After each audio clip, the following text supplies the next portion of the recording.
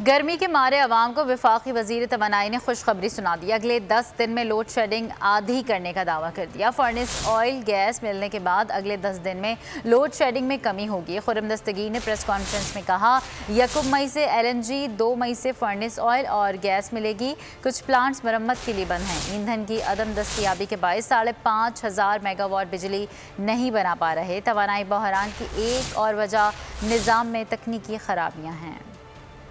ईंधन की अदम दस्तयाबी के बायस 5,739 मेगावाट की बिजली बनाने की सलाहियत बंद पड़ी है। उसके साथ जुड़ा हुआ है कि जो कुछ प्लांट्स हमारे थे वो उनकी गलत और नाअहल मैनेजमेंट की वजह से पिछली हुकूमत में 2,156 मेगावाट्स टेक्निकल फॉल्ट की वजह से मुहैया नहीं है। कि 1 मई से मामलात को हम कंट्रोल में लाएंगे। तो हमें ये बहुत उम्मीद है कि कुछ हमें RLNG हुकूमत की जानिब से परसों यानी 1 तारीख से मिलना शुरू होगी। उससे हालात बेहतर होंगे।